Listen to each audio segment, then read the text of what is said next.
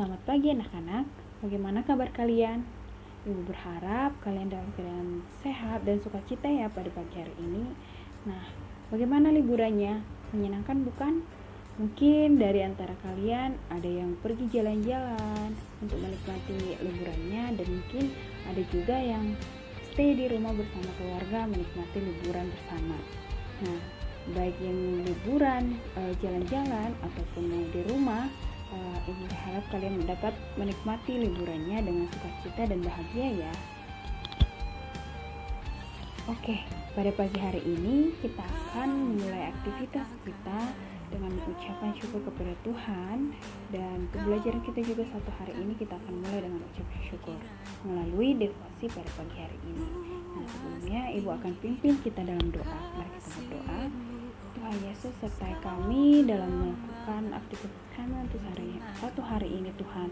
Tapi biarlah Tuhan izinkan kami mengucap syukur melalui devosi pagi hari ini. Biarlah firman yang Engkau berikan kepada kami Tuhan, Engkau yang berkata-kata agar kami dapat menikmati firman-Mu dan dapat kami dijalankan di dalam kehidupan kami sehari-hari. Terima kasih Yesus, amin. Nah, tema devosi kita pada pagi hari ini adalah ketaatan merupakan harga mutlak. Sekali lagi Ibu katakan, ketaatan merupakan harga mutlak. Dan tema ini diambil dari Yosua 7 ayat 1 sampai 26. Yosua 7 ayat 1 sampai 26. Sebelumnya kalian boleh skip dulu video ini dan baca terlebih dahulu ayat bacaan atau perenungan hari ini, yaitu Yosua 7 ayat 1 sampai 26.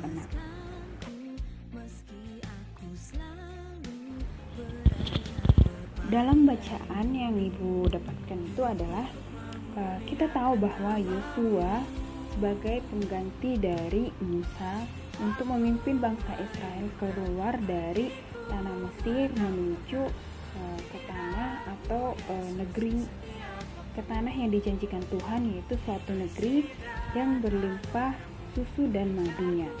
Nah, tapi pada saat Yosua memimpin bangsa Israel melawan kota Yeriko, yang dimana kota Yeriko ini merupakan suatu kota yang kuat, yang terkenal kuat dan tangguh, dan di sini bangsa Israel bisa atau dapat mengalahkan kota Yeriko tersebut.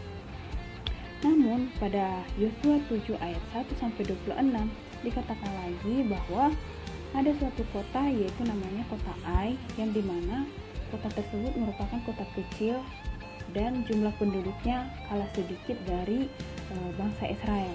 Namun ada kejanggalan yang dimana suatu bangsa yang lebih besar, yaitu bangsa Israel, mengalami kekalahan melawan kota Ai, yang tadinya bangsa Israel bisa mengalahkan kota Yeriko, yang dimana kota Yeriko merupakan kota besar dan mengalami kekalahan ketika melawan kota kecil. Nah, di sini ada beberapa hal yang menyebabkan bangsa Israel mengalami kekalahan. Kira-kira dari bacaan yang kalian peroleh, apa penyebab kekalahan dari bangsa Israel melawan kota Ai yang begitu kecil, kota kecil? Nah, dari bacaan yang Ibu bacakan, yaitu dari Yosua 7 ayat 1 sampai 26, Ibu dapat memperoleh penyebab-penyebab kekalahan dari bangsa Israel, yaitu yang dimana bangsa Israel kalah bukan karena kurang strategi, kurang pintar dalam menyusun strategi atau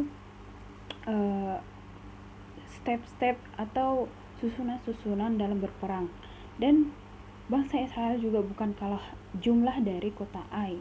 Namun di sini ada kejanggalan yang terjadi, yang dimana Tuhan tidak berpihak kepada mereka, yaitu bangsa Israel tersebut, akibat dari ketidaktaatan mereka. Nah, ketidaktaatan yang bagaimana ya yang dilakukan bangsa Israel sehingga Tuhan tidak berpihak kepada bangsa Israel? Nah, kita coba baca dari Yohanes 6 ayat 18 sampai 19, yang dimana Tuhan memiliki perintah kepada bangsa Israel. Jagalah dirimu terhadap barang-barang yang dikhususkan untuk dimusnahkan, supaya jangan kamu mengambil sesuatu barang-barang yang dikhususkan itu setelah mengkhususkannya, dan dengan demikian membawa kemusnahan atas perkemahan orang Israel yang mencelakakannya. Segala emas dan perak serta barang-barang tembaga dan besi adalah kudus bagi Tuhan. Semuanya itu dimasukkan ke dalam pembendaharaan Tuhan. Jadi di sini Tuhan memerintah agar bangsa Israel tidak mengambil barang-barang yang telah dikhususkan Tuhan sebagai pembendaharaan Tuhan.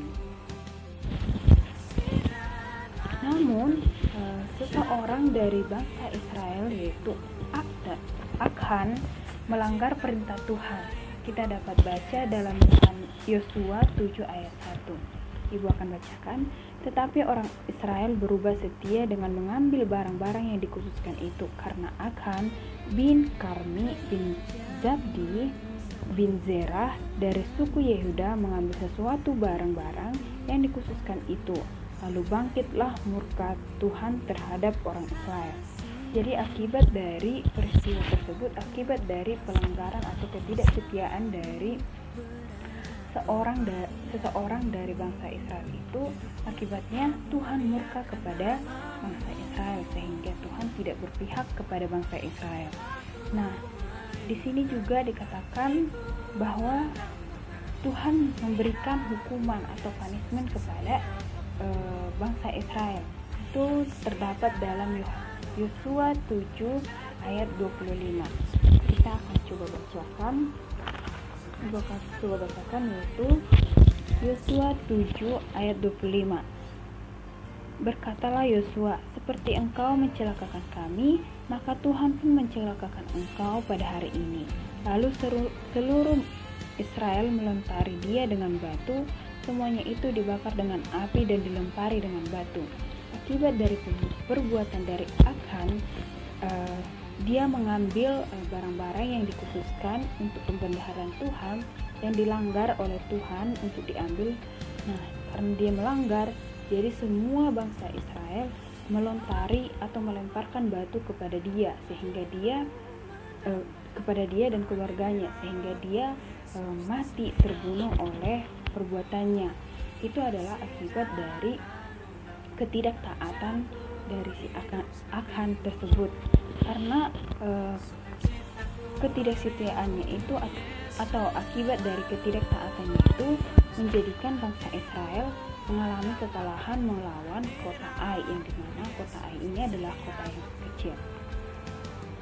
Di dalam Alkitab kita sering melihat atau mendengar perintah-perintah Tuhan, yang dimana mungkin ada perintah Tuhan untuk kita tidak mencuri, untuk kita tidak berzina, atau mengingini sesuatu hal yang seharusnya bukan milik kita, dan masih banyak lagi perintah-perintah Tuhan.